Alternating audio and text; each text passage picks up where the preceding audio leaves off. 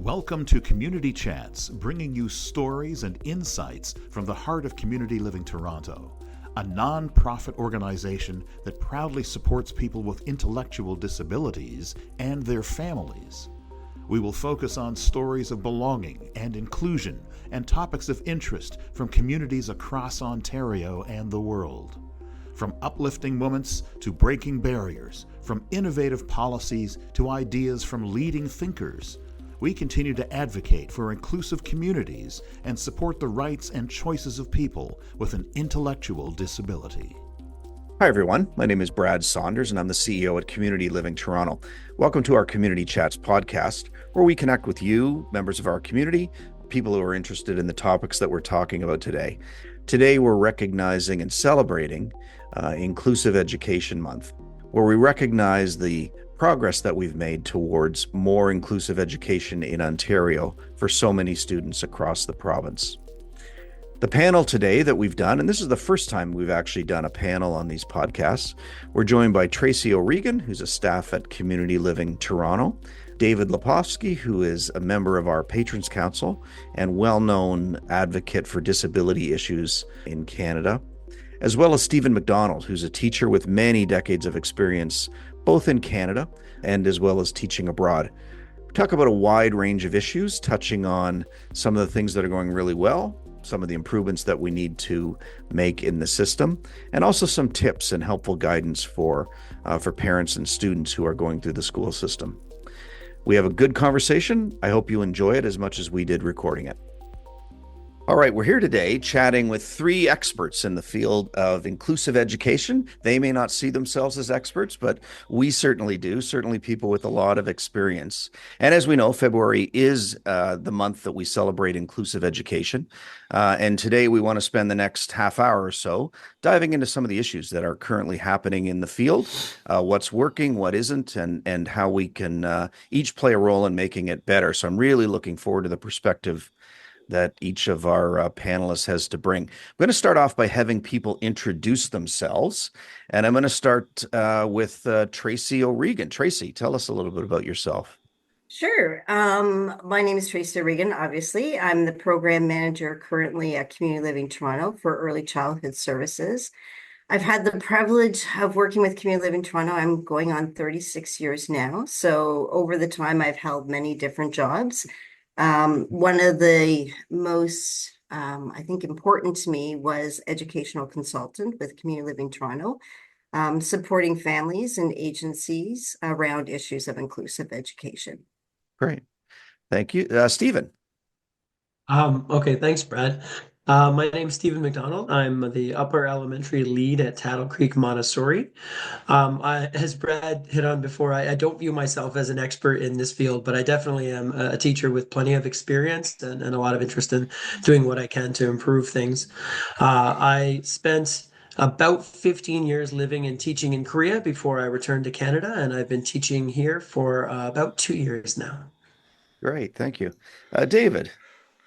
Hi, David Lepofsky. I am chair of the Accessibility for Ontarians with Disabilities Act Alliance. We advocate on barrier-free education for all students with disabilities. Since the start of last year, I have been the chair of the Special Education Advisory Committee for the Toronto District School Board, and my vice chair is the phenomenal Tracey O'Regan. I am on the board of Ontario Parents of Visually Impaired Children. I am myself blind. I am a lawyer. I'm a retired lawyer, not taking new cases at all. And I'm a part-time visiting professor of disability rights at two law schools, Western and the University of Ottawa. Great. Well, thank you all for joining us. Community Living Toronto last year celebrated 75 years. So we're now in our 76th year. And our organization was founded when a grandmother from Scarborough named Victoria Glover wrote a letter to the Toronto Star. And the point of that letter was to complain or highlight the fact that her grandchild could get admission, and this was in 1946, could get admission into the Ontario Hospital School, as it was called then, in Orillia, and he would be educated. but they lived in Toronto, and that's a long way away. And I'm sure it was even further, certainly in terms of getting there in 1946. And her point was, why can't my child go to my local school like every other child in this neighborhood and belong in his community? That's sort of in our DNA as an organization around community and neighborhoods and people belonging and having accessible education. A lot has happened in the 75, 76 years since Victoria wrote that letter, especially in the field of education. So as we're in Education Month this February, I'd love your perspective from the three of you on where things are at right now with inclusive education. What's your perspective on the field of inclusive education? And maybe David, I'll start with you. Well, sadly, we're not in a good place. And we're not in a good place, despite the fact that I believe teachers and principals and other educators really want to provide and effectively teach all learners. But we have a school system which for decades, for more than decades, has been designed and operated principally with its target market as students without disabilities. And then when it comes to accommodating the needs and including students with disabilities, we're an afterthought. They give it an unfortunate name, special education. They treat our students as if they're exceptions to the norm. And you're trying to fit, it's like trying to fit your foot into a shoe with a shoehorn that doesn't work and a shoe that doesn't fit. So Okay. when we talk about moving towards inclusion in a nutshell, what we need is to be able to ensure that our classrooms are barrier-free physically, the technology, the teacher training, the curriculum. But we don't have that. So we get more resistance to inclusion. And then finally, there are huge bureaucratic barriers, which our special education advisory committee is focused on. It's hard to find out what's available. It's hard to know where to go. The boards don't tell you. It's like a restaurant without giving going to a restaurant that won't give you a menu. Right. Stephen, what's your thoughts on where things are at with inclusive education? Well, I agree to a tremendous extent with David, and my experience has reflected that. I will say, having lived abroad, my experience is not only in Ontario, and with that in mind, I have seen tremendous progress, not nearly enough, but I have seen tremendous progress where it's no longer a discussion of whether or not inclusive education is something that needs to take place. It's more of a discussion amongst professionals of how best to practice it in a classroom. But I agree, there are still extant systemic issues that need to be addressed. Right. Tracey? Yeah, again, I guess we're all in agreement with, with what David and Stephen said. I think there's, there is the bureaucracy and there, policies and procedures that prevent full inclusion of students with special education needs. I think for me too, there's a mindset, right? Almost like what David was talking about. There's the typical student, which the board addresses their concerns and teachers understand, and even the general public and parents really push for typical students to be successful in school. But students that fall under, like David said, special education needs or have exceptionalities are always considered on the periphery.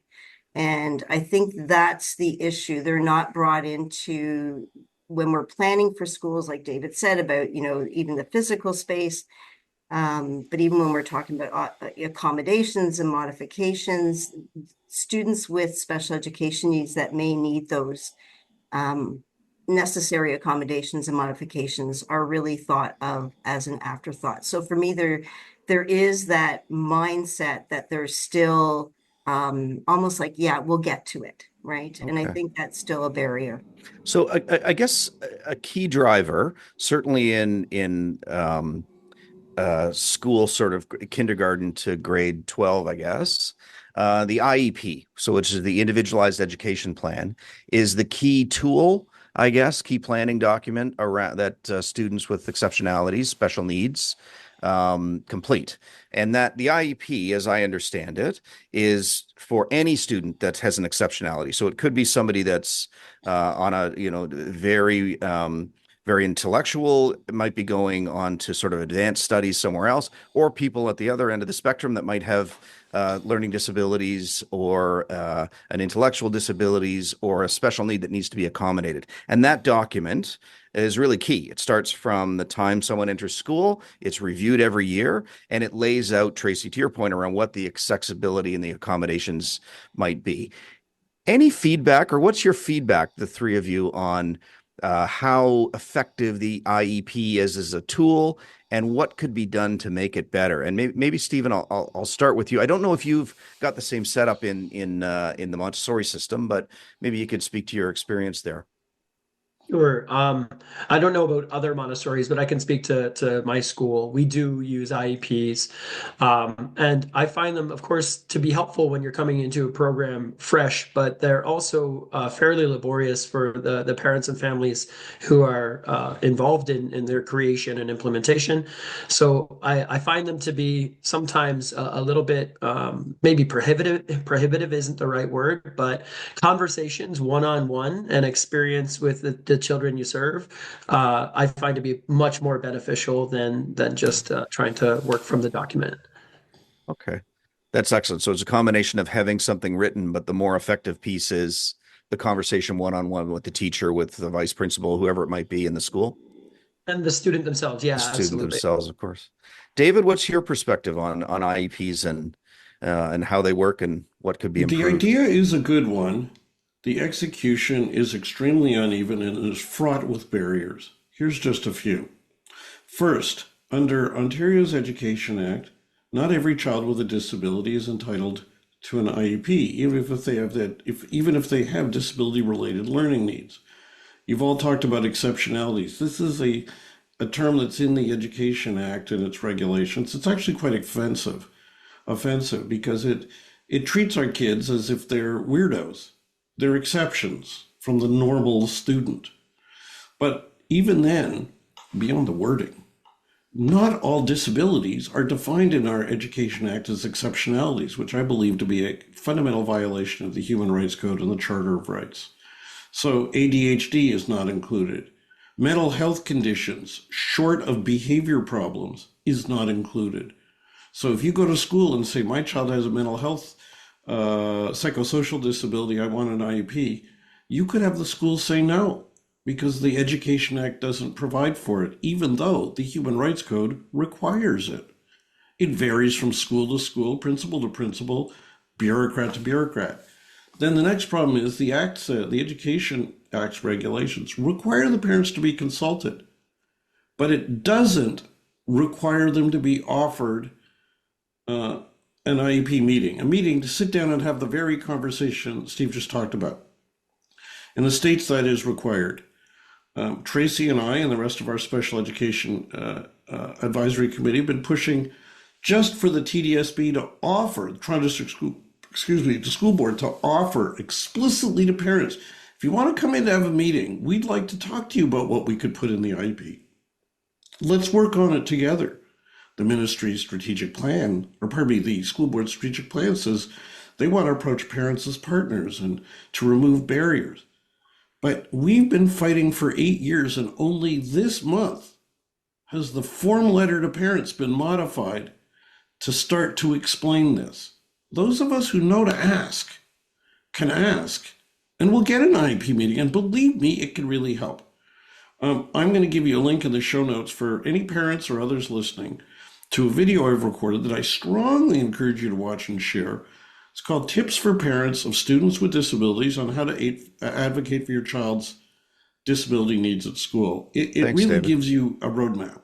Yeah, thanks. I've seen that video. It's really, really well done. Tracey, bit of a different question on that. Now, you, in your role as the education consultant with Community Living Toronto, you worked with a lot of parents around their IEP and sort of engaged with a lot of parents over the years. What's your perspective from that role? How did it work? What were some of the things that you saw work well, that didn't? Yeah, it's interesting. Whenever I did a presentation for agencies around the city of Toronto, or I met with parents, and the conversation would go to IEPs, I always started saying very explicitly that I have a love-hate relationship with them, right?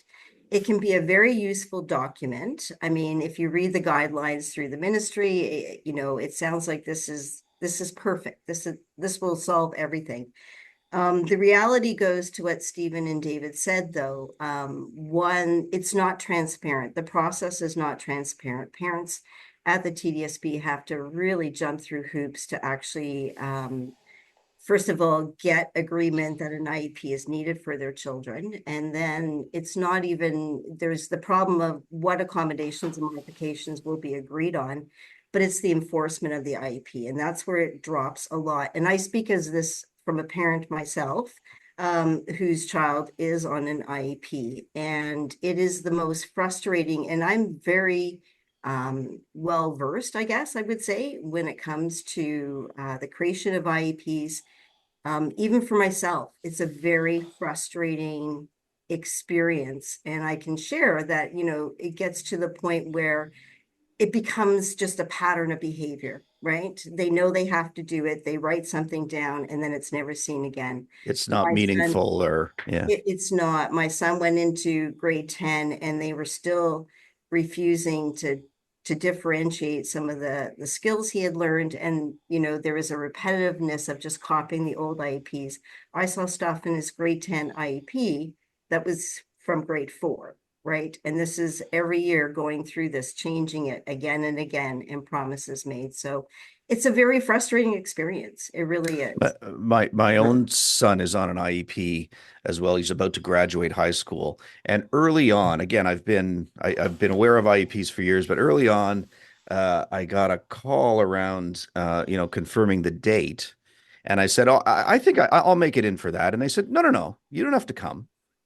And it just shocked me that wasn't even that was a consideration that I didn't have to. I'm not saying they didn't want me, but it was just saying, yeah, you don't need to do that. And this is such a fundamental document for a student's career. And does it really fall to the teacher to know the IEP and execute it in the classroom? Is that where sort of the breakdown happens? Stephen, what's your experience? That has been my experience. Certainly within our organization, I'm able to ask my superiors and colleagues about that if I have questions, but the expectation is that the teacher take on the role of making sure they're familiar with and understand how to implement everything in the IEP. And I don't want to, sorry, David, I'll come to you. I don't want to come down too hard on teachers. Teachers are great. I mean, both of my kids, we've all had kids in the school system. They educate them well, raise them into thriving young adults. So I want to make sure that we're very fair to teachers, but it's an overwhelming job. You've got 30 students and you've got a lot of stuff going on. It's hard to keep on track of it. So David, what's your experience or thoughts on how to maybe make the IEP more effective? Well, there's several things. First, we need to require IEP meetings at the front end so that and give families proper rights advice. To explain to them, you can come in here. We want to write this together with you. The next thing is when the draft document is prepared, too many teachers or schools send it home just saying, please sign and return, as if it's a consent form to go on a field trip. Yeah. It should explain, if you're not happy with any of this, here's who to talk to. But the next problem that Tracey adverted to is parents complaining either that the school wouldn't include something in it that their child needs, or they included something in it their child needs, but they're not delivering on it. Now, we don't know how often that happens because the boards aren't required to audit and make public that data. But what we know, and our Special Education Advisory Committee has been pushing hard on this, is that parents need a fast, effective, fair process to raise concerns within the school board if they're not getting for their child what they believe they need. Now, the parents could end up being wrong or could be misinformed or could be right, but they need a fair hearing. And I don't mean like a lawyer hearing. I mean a fair chance to talk to somebody on the board who's independent of the original decision, who can listen to both sides and maybe say, hey, why don't we do X? The problem is we don't have that. There is a process, a very bureaucratic process. I call it bureaucratic ableism that the ministry prescribed, called the Concerned Parents Protocol, but it's also the place where parents and kids without disabilities go to complain, I don't know, that their kid isn't on the soccer team they want. It's not an expert avenue with people staffing it who have expertise in educating kids with disabilities and solving problems. Now, I just want to let you know quickly that we have been pushing for this in our special education advisory committee for years. We passed a detailed motion with recommendations last October. Staff have announced that they've done nothing so far to take steps to implement it. I took it on the 15th and then the 22nd of January to the Toronto District School Board trustees. I'll give you for the show notes the link to my presenting it. And all that happened as a result was refer it back to staff. The staff who were not prepared to move, and a statement to the media that they're not going to create a new avenue. They're not even going to experiment with it. Wow. And that is, I think parents and kids deserve better. So as I understand now, the current pathway, if you're not satisfied with the IEP or it's not being implemented, is sort of up through the chain of command within the school, right? In our experience, teacher had missed some pieces. You go to the vice principal and go that way. You go to the principal and then you go to the superintendent. Now you got to remember, it's the superintendent who supervises the principal. May have even been consulted on the decision, so they'll be judging whether their own subordinate or they got it wrong. And none of them may have expertise in educating students with disabilities. They may have taken a course here or there, but that doesn't equate to having extensive experience in the field actually teaching these kids. So, by the way, sorry, well, the other thing is they may not have the authority to solve it. Right. They may be able to call other people in the boards, but they don't have authority to solve it. Authority, and I would assume also resources at time play into that. There may just not be. Right? That's a whole huge issue. Right. The boards claim they don't have enough resources. The ministry says they're giving them more than ever. We get caught in an ugly verbal tennis match that we could only lose. Right. But what we know is even with the resources they've got, they're not doing all they could. Right. So I want to come to Tracey and Steve, but I'll start with Tracey around if the IEP isn't working and parents are feeling that they're not getting their expectations aren't being met, the IEP, or their son or daughter isn't doing well in school. What was your experience in appealing or trying to adjust the IEP in year, or at least in preparation for the next year? I think it really depends on the principal. It really does. Like that's where I would support people in advocating, because it is a contract, right, between the principal and the parent. The principal is signing it. So it really does depend, like David said, on how familiar with the tool, and I call it a tool, the principal is, and how familiar that principal may be in teaching students with disabilities. Again, though, what we've seen over and over again, and even before I was the educational consultant as a family support coordinator, I would support families at school meetings, IPRCs and IEP meetings and those kinds of things.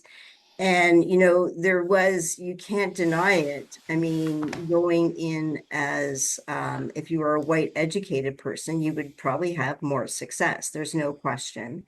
In my role as educational consultant, there were a lot of families that were newer to the country, newer to the system, that really faced incredible challenges because of cultural backgrounds and those kinds of things. So for me, it was always that one-to-one approach. But it's challenging. It's difficult. Okay. So Stephen, as a teacher, how do you make sure that the IEP is implemented well within your classrooms or within your schools? What have you seen that works, or steps you take to make sure it's actually being realized, those accommodations inside in a classroom?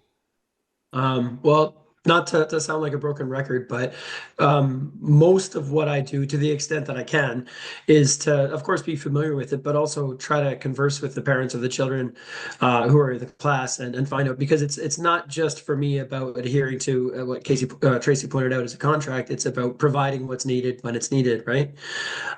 So that means implementing strategies for assistance that might not even be in the most recent version of the IEP that we have. Right. So those discussions, like I was talking about before, tend to be much more helpful, although they do place an unfair burden on the parents and the children themselves to kind of bring forward their needs. So you sort of speak to the relationship that a parent has with a teacher. What advice do you have for parents, or what have you seen in terms of what relationships or what has worked best to collaborate with parents over the years? What works well? What tips do you have for people? I think being receptive to even possibly what might seem like criticism, bearing in mind that these are, and oftentimes it's the parents who are speaking with us. They're advocating for their children the same way any other parent would, and you need to receive the messages as openly as possible. I don't pretend to not need improvement in that regard As either, the but teacher, receiving, right, yeah, yeah, yeah, right. yeah.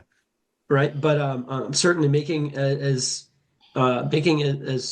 wonderful and not wonderful, as great an opportunity as Yeah. possible for parents to feel that you're approachable and willing to have these discussions as often as need be to uh, to create a situation where their student can be successful, their child can be successful. Okay. Um, I want to move on to other areas, but David, final thoughts on the IEP and suggestions around how to for parents who might be struggling with an IEP and have tried a number of things that Tracey and Stephen have suggested, but what the next steps might be. All the ideas you need are actually in that video I provided. So rather than repeating it all, I'll tell you it provides you with concrete action tips. But the one that's really important that Tracey adverted to is bring allies with you. Ask for a meeting and bring allies, whether it's someone from Community Living Toronto, someone who can help answer the question, what more would you like in here? And if you could come forward and say, we'd like you to include X, and we've got people here who will help you with it.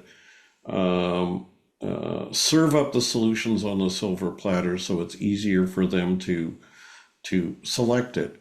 But tips for videos, or pardon me, tips for parents of students with disabilities. It's on YouTube and it's there for you. We'll have it in the show notes, and we're happy to plug it. I'm glad you mentioned it. I'm glad you put that together. Yeah.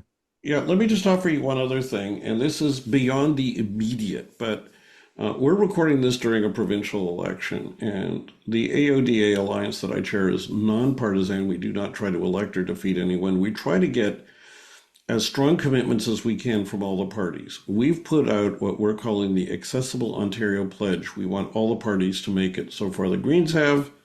We're trying to get the other three parties to do the same. It includes calls for reforms to our education system to make this less a bureaucratic nightmare and easier to navigate.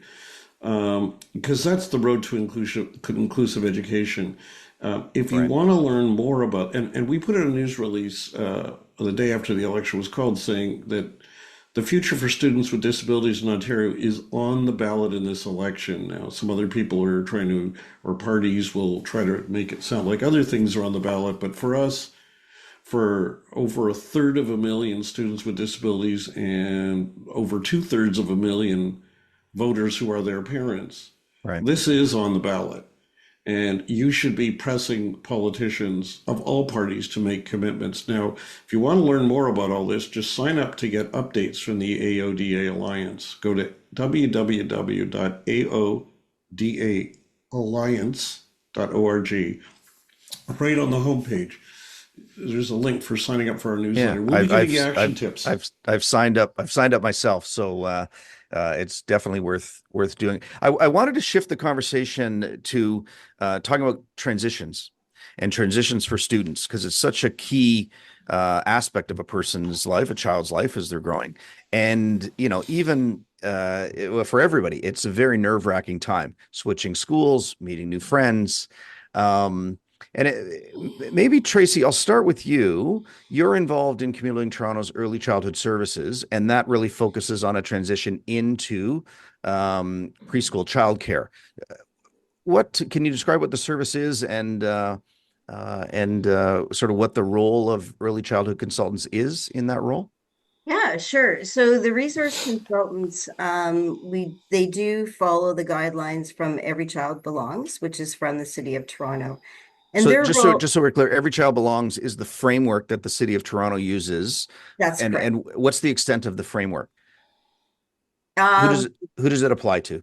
so it would apply to all the centers need to be they need to be involved. Not every childhood center that you see in the City of Toronto is involved within this model. So Right. there are centers that are involved in the model.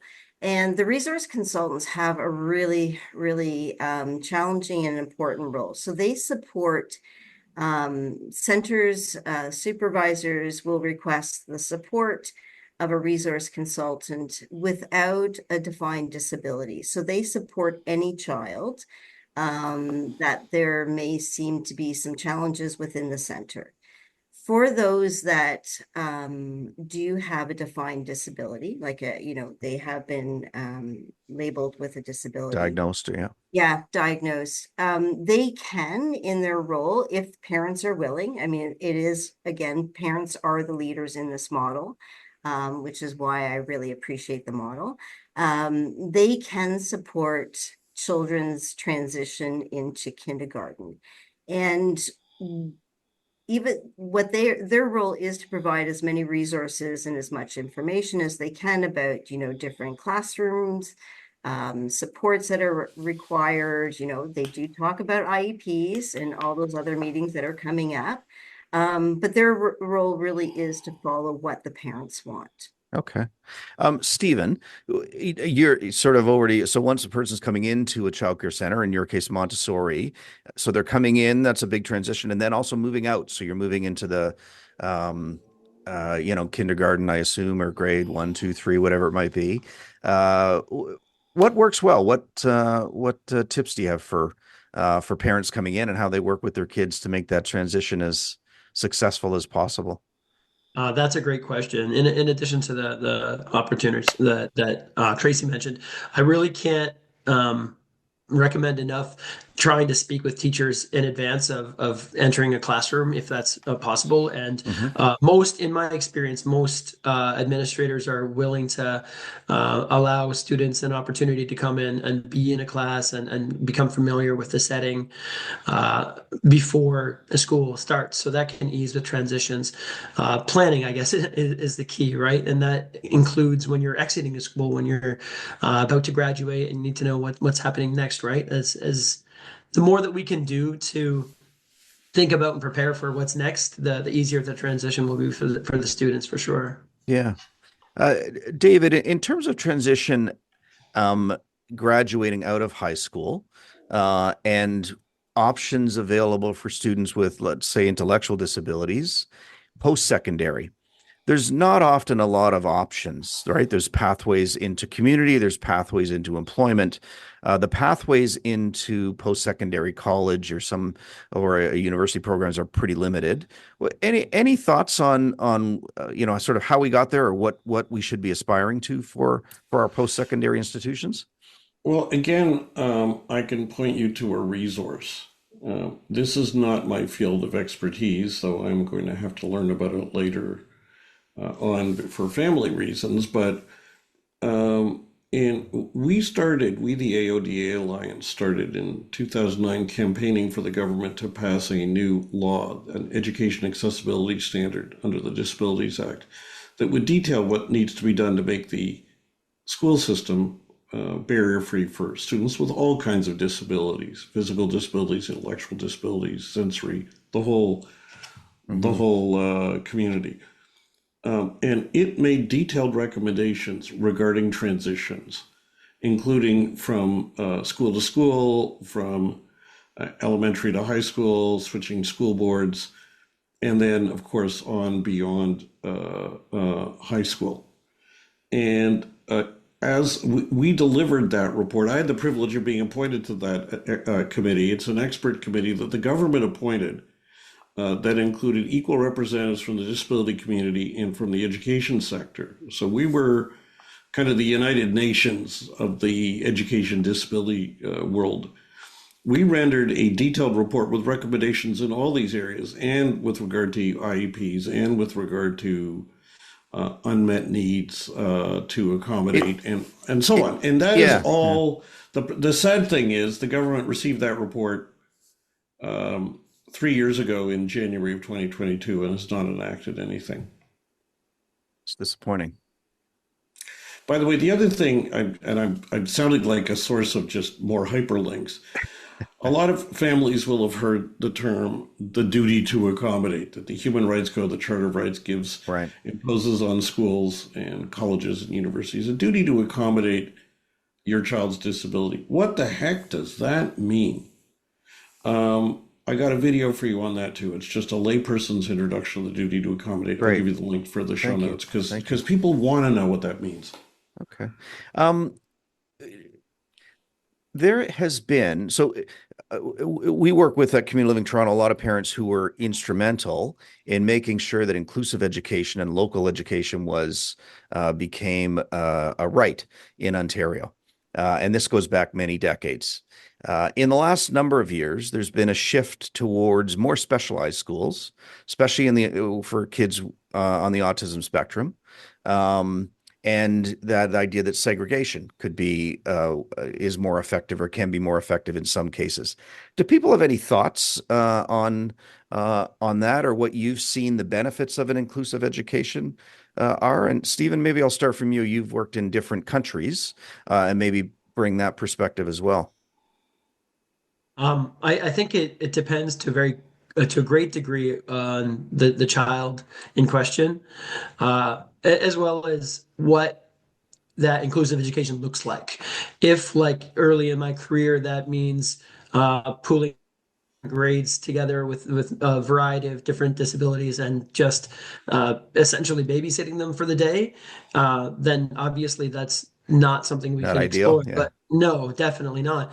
But if it's something that the child is interested in and engages in, and is capable of flourishing in that kind of a setting, then I think it's worth exploring. So I understand that the move toward the need for separate opportunities as well. But I've seen in my own experience so much thriving in a classroom where real efforts are made to create opportunities for inclusion. That's great. Tracey, what are your thoughts, or what have you seen? I do, again, having been around such a long time, having been through the system myself. I grew up in Toronto, right? So I did grow up in the system. So I see the back and forth, and there is a lot of back and forth, right? You'll see a system that was set up previously where any child that had a disability was automatically segregated into a specialized classroom, whether the parents wanted that or not. And then we saw, a movement, like you mentioned, from those parents, and appreciating that movement, moving in toward a more inclusive classrooms. I think the issue is, all bias. Parents have to choose what's best for their children. I think, first and Yeah. foremost, I would never, support anybody using their ideology to tell a parent what to do. But I think what's happening right now is when there are so many resources, there is finite resources. And Right. so there seems to be, this is where I think a lot of the conflict is. You'll have some people that are wanting more specialized classrooms because of their children's needs, whatever Right. those are. And then you'll have a group of parents that want to go to the regular class in their neighborhood school. And it's almost like pitting parent against parent around resources. And what I'm seeing, unfortunately, especially this year, I really started to see it again last year, but this year it's beyond words. Children it's the old-fashioned model of, you want inclusive classroom, great, here you are, dumping children into a regular class, but the supports aren't there, Yeah. right? There The are the no EA supports, SNA supports, like people supports. Right. And again, back to your original conversation around IEP and what's accommodation and modification.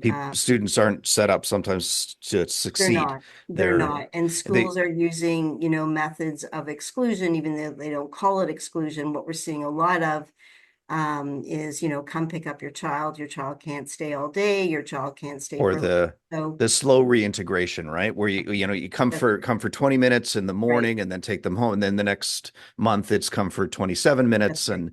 And that It- we've certainly been involved with some children that's happened to. So you're included and you're intending, they're meeting the letter of the obligation That's to right. accommodate and include, but they're not actually there for a full day or receiving what could be called an education. Right. Um, Inclusion is not about dumping a child into a regular classroom and saying we're done, yeah. right? It is Da- da- about looking at child's needs. yeah. Let me David, offer, any thoughts? yeah, let me offer you a few important factors to add to this. Number one, that including a child with a disability, placing them in a regular class where they are sitting in the back, if either excluded altogether or and not accommodated, or where there's an EA who's essentially teaching them separately, Right. is cosmetic integration, but is exclusion by another mean or Right. segregation by another means. The second is your question posited that there's been a move towards more segregated classes. In fact, there are people within other advocacy communities within the education world, especially families of kids with autism, who see that there's an overwhelming trend to try to shut those classes down as much as they can, and a fear that they're doing it supposedly in the name of inclusion when it's really in the name of cost savings. Right. And there's a serious fear about that. The third thing you need to know is that when you take a school board like TDSB, which is way more segregated than some other boards from data I saw a few years ago, I went to one of their senior special ed leaders again a few years ago, maybe 5-6 years ago, and I said, why is that? They didn't have a clue. They just didn't have a clue. And this is the leadership at the time. Right. But we knew one of the reasons, which is that structurally parents are told, I have been told, your child will get more support in a segregated class. And what parent would say no to that? What parent would say, Right. no, I want my child to get less support. So they don't make the supports portable. If they were portable from the separate class to the regular class, the world could be different. The last two quick points, and this is not all or nothing, and for anything, and I agree with Tracey. We need a range of options, but if you're trying to go from a system of a lot of more segregated classes to more actual real inclusion, we have a problem, which is that school boards and other large public bureaucracies don't have a good track record at transitions. Right. Okay, they're better at running the status quo, but transitions risk being really ham-handed. And it's not because anybody's bad, they're just not good at it. Right. And the final thing is there is a huge and understandable fear factor on the part of parents whose kids are in a separate class or school. That when the school board says, oh, we're closing your school or your class, but don't worry, next year we're going to provide you here, and it's going to be with the right supports. Families who struggle to get their child to where they are, and imperfect as it is, they feel it's the best they can get, Right. feel under incredible siege when they hear that, and they don't believe the party line they're fed. And I don't blame them. What's the solution? Number one, you've got to get school boards to bring in people who know how to do systems transitions, because they don't. And the second thing is, the thing that will satisfy you, the parent, is if they don't say, don't worry, we'll have this alternative placement available next year. If they already have it available this year, and you can go look at it now and try it out for your child. Go check it out. Yeah. Yeah, and try it out now with your child, even on a temporary basis. It's a good idea. So you could, and if you see it and you go, heck, it works. then you say, okay, I'm comfortable with the move. And if you say it does not work, nice try, then you can say, I've got categorical proof that this would be bad for my child. Right. They don't do That's good. that. That's helpful advice, David. Just going to wrap up, and usually we end with a question: what does belonging mean to you? But I'm going to change that up, given it's Education Month, and we've talked about it a lot. But I don't want to. I want to end on a positive note, because there are so many challenges that we face every day. And the question would be: what gives you hope about the future of inclusive education in Ontario? What gives you hope? David, I'm going to start with you.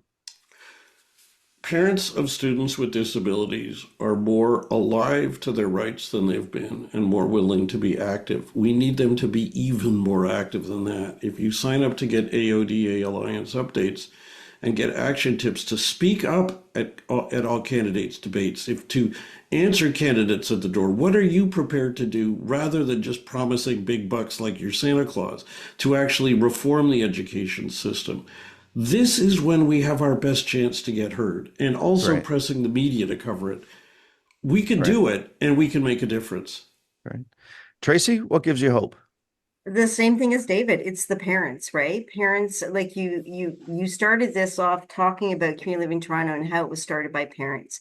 Parents have more power than I think sometimes they realize. Like, I understand everybody's tired, we're working, we're raising children, but parents do have power. And I think parents are starting to realize that again, that they do have a voice, and it makes me hopeful that there are parents getting together and raising their voices. All right. Stephen, last word to you. What gives you hope about inclusive education in our province? I hope that 3 words will be okay. Of course. In addition to programs like this, and of course, like seeing students thrive who I know in years gone by would not be given that opportunity, those really give me hope. But also seeing, as Tracey and David pointed out, the force that is parents of children with disabilities, and how much of a transformative impact that can have. Our school was, as I understand it, even before I came, transformed by the advocacy and sharing of parents of children with disabilities, and so much for the better. Fantastic. Stephen, Tracey, David, thank you so much for taking time to chat with us today. Your time is appreciated, and really appreciate the work that each of you does in your respective fields around making Ontario a more inclusive place for education. Thank you very much. Thanks for Thanks including for us, and thanks for devoting this time to this topic. Thank you. I want to thank Tracey and David and Stephen for taking time out of their schedules to share their thoughts on the state of inclusive education in the province, and also some tips for parents. I'm sure many of us found that very helpful, and it's good to have their perspective from people that are really involved currently in what's going on. Remember, we release a new episode on the 15th and the 30th of each month, so don't forget to subscribe and stay up to date. Thanks for tuning in, and see you next time. Don't forget to join us next time as we unpack the power of community through collaborative initiatives and shared experiences. Available on Buzzsprout, Spotify, Audible, and YouTube. Follow us on social media at CL Toronto. Let's chat, share, and spread those good vibes together. We hope these discussions will inspire you and give new ideas to add your voice to our mission of making our communities and neighborhoods inclusive and welcoming.